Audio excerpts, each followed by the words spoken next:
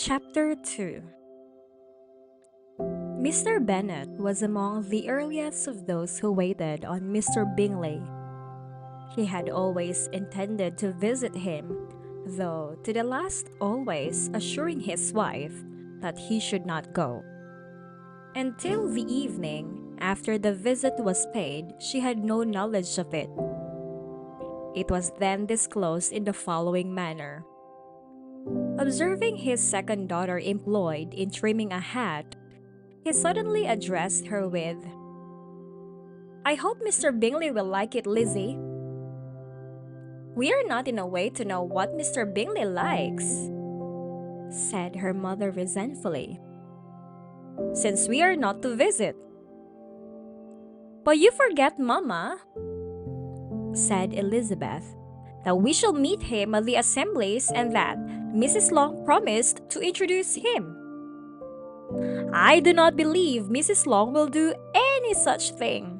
She has two nieces of her own.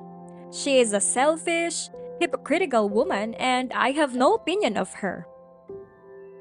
"No more have I," said Mr. Bennet, "and I am glad to find that you do not depend on her serving you." Mrs. Bennet deigned not to make any reply, but unable to contain herself, began scolding one of her daughters. "Don't keep coughing so, Kitty, for heaven's sake! Have a little compassion on my nerves. You tear them to pieces." "Kitty has no discretion in her coughs," said her father. "She times them ill." "I do not cough for my own amusement," replied Kitty fretfully. "When is your next ball to be, Lizzie?" "Tomorrow fortnight." "Aye, so it is," cried her mother. "And Mrs. Long does not come back till the day before, so it will be possible for her to introduce him, for she will not know him herself. Then, my dear, you may have the advantages of your friend and introduce Mr. Bingley to her." "Impossible, Mr. Bennet, impossible, when I am not acquainted with him myself. How can you be so teasing?" "I honor your circumspection. A fortnight's acquaintance is certainly very little. One cannot know what a man really is by the end of a fortnight.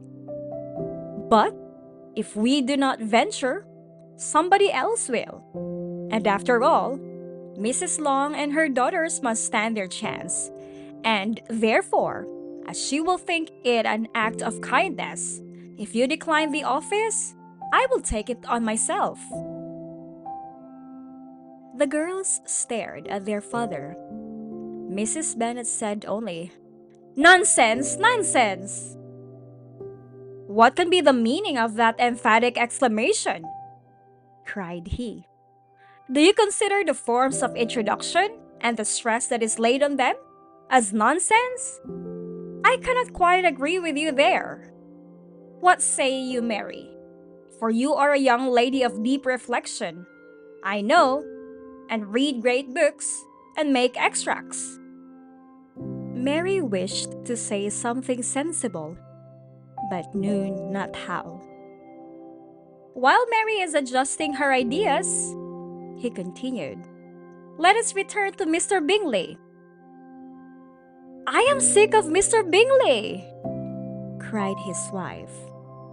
"I am sorry to hear that, but why did you not tell me that before? If I had known as much this morning, I certainly would not have called on him. It is very unlucky, but as I have actually paid the visit, we cannot escape the acquaintance now." The astonishment of the ladies was just what he wished, that of Mrs. Bennet perhaps surpassing the rest, though, when the first tumult of joy was over, she began to declare that it was what she had expected all the while. "How good it was in you, my dear Mr. Bennet! But I knew I should persuade you at last. I was sure you loved your girls too well to neglect such an acquaintance. Well, How pleased I am. And it's such a good joke, too, that you should have gone this morning and never said a word about it till now.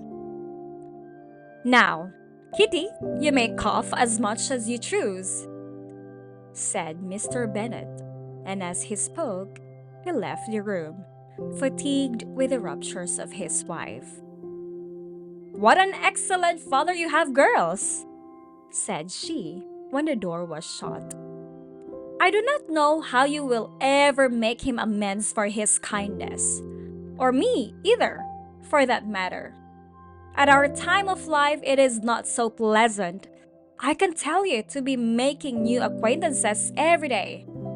But for your sakes, we would do anything.